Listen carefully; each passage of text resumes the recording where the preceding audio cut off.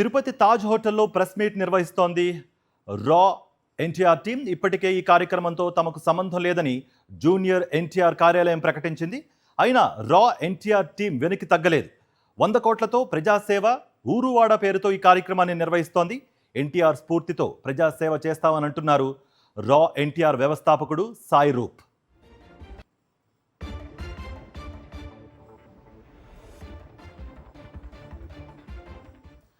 Right, దీనికి సంబంధించిన press meet ఇప్పుడు లైవ్ చూద్దాం. 100 కోట్ల రూపాయల ఫండ్స్ అనేది సేకరించి చేస్తారా? అది క్లారిటీగా చెప్పాలి. మేము సేకరించి కాదు, 1000 కోట్ల రూపాయలు మేము సంపాదించి దాన్ని మేము ఖర్చు పెడతాం అనేది ఒక పద్ధతి.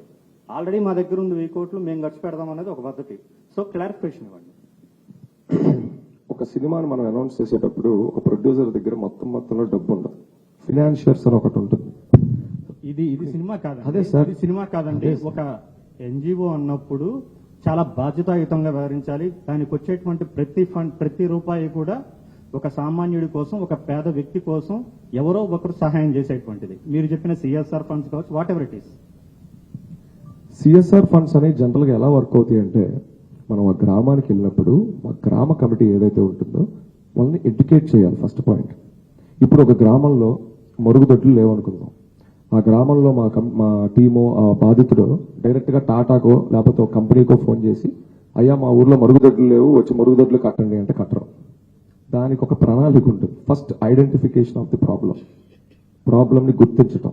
2 ప్రెజెంటింగ్ ద ప్రాబ్లంని ఎలా ప్రజెంట్ చేయబోతున్నాం. 3 బడ్జెట్ అనాలిసిస్. అసలు మీ ఊర్లో ఎన్ని గడపలు ఉన్నాయి, ఎన్ని గడపలకి ఎన్ని బాయికానాలు కావాలి, బాయికానాలు కట్టిన తర్వాత మళ్ళీ వాటర్ ప్రాబ్లం ఏమన్నా ఉందా మీ ఊర్లో, ఇలా ఒక డీటెయిల్డ్ ప్రాజెక్ట్ రిపోర్ట్ అనేది ఒకటి ఉంటుంది.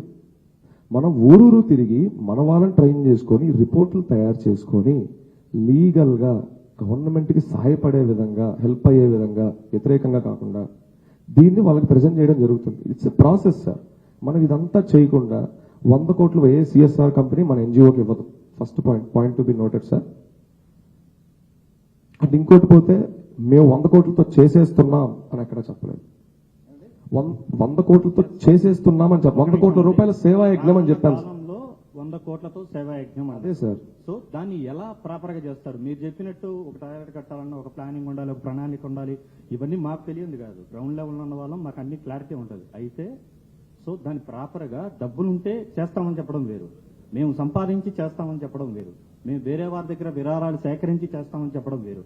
సో మీరు చెప్పేది సిఎస్ఆర్ ఫండ్స్ అనేది కేవలం బయట వాళ్ళ దగ్గర నుంచి ఒక విరాళంగా సేకరించి మేము చేస్తున్నారు అని చెప్పాలి.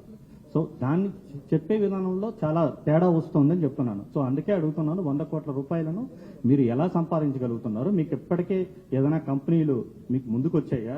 అంటే కార్పొరేట్ కంపెనీలు ఏమైనా ముందుకు వచ్చి మీకు 100 కోట్ల రూపాయలను మేము ఇస్తాం, సో ఒక రా ఎన్టీఆర్ సంస్థకు మేము అందజేస్తున్నాం అని ఎవరైనా చెప్పారా? మీరు ఎవరినైనా అప్రోచ్ అయ్యారా? ఇప్పటి వరకు ఎంత సేకరించారు, ఎంత వచ్చాయి?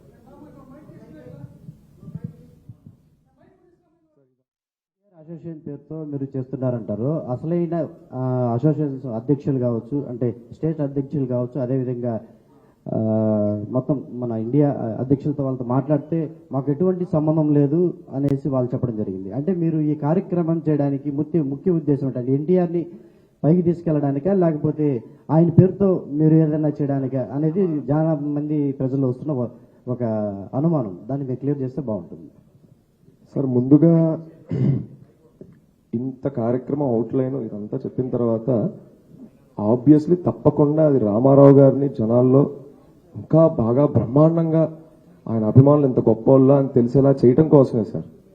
ఇందులో మేం కనపడాలనుకుంటే సార్, ప్రేమకైనా పక్కైనా మొహం కావాలి సార్. అందుకే మా మొహం ముందుంది. సో పూలు పడ్డా మా మీద పడుతుంటే గత 7 రోజుల నుంచి రాళ్ళు చెప్పులే పడుతున్నాయి అంటే చెప్తున్నాను సార్. ఆయన పేరు వాడుకొని మేమేదో అయిపోవడం అసలు మా ఉద్దేశం కాదు.